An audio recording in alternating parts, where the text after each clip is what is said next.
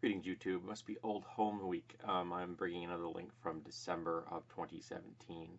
The use of sexual frustration and weaponized misogyny is the radicalization of young men is consistent across ideologies, and the entitlement that underlies it is not exclusive to fascist movements. The consent of the ungoverned by Laurie Penny on Me Too, neoliberalism, the alt-right, and the breaking point the world finds itself at today.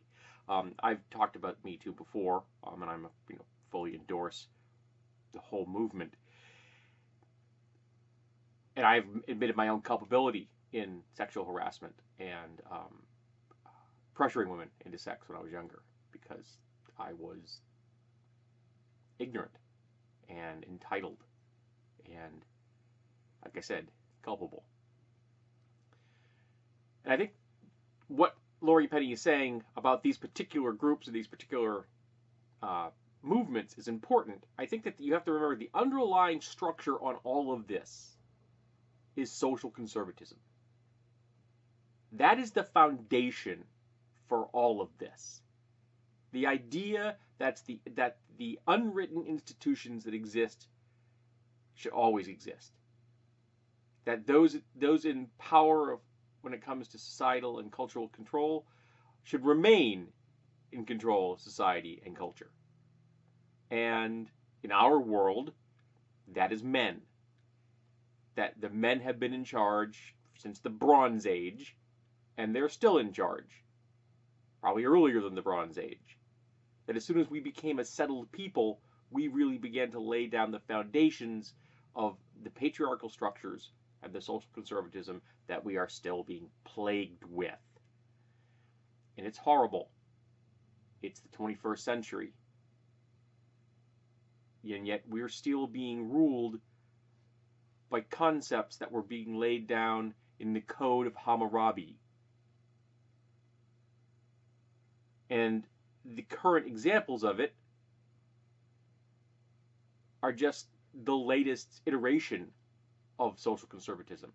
And I'm really thrilled that we are currently beginning to break that open.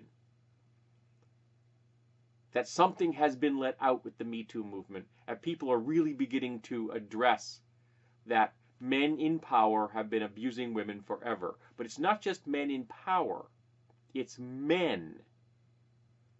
Men perpetuating the toxic masculinity and the social conservatism of the past. And until we face that, we cannot move forward as a species. Because we have been holding people back, holding back half our entire people because of the actions, and the words, and the behaviors, and the attitudes of men. And now I know you're going to say that people out there are going to start throwing at me, but women do X, Y, and Z. Yes. Because they have been raised within the socially conservative structures that I'm discussing. And they have also come to want to perpetuate them because that's what they've always known. What you have always known is comfortable.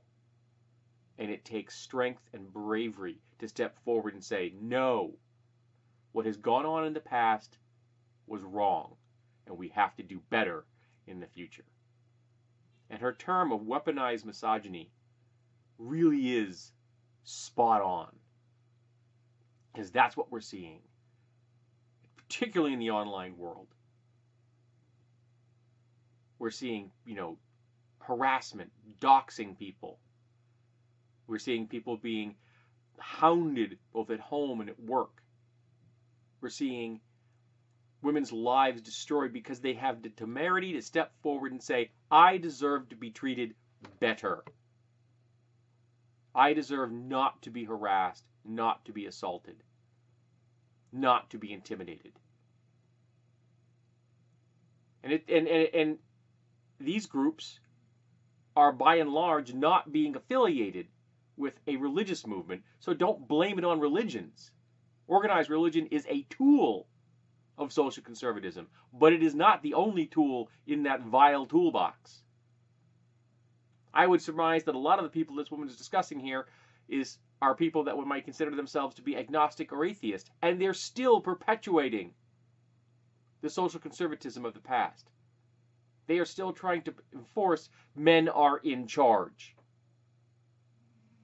So this isn't just about religion or lack thereof. This is about the social conservatism that's at the bottom of this vile pile.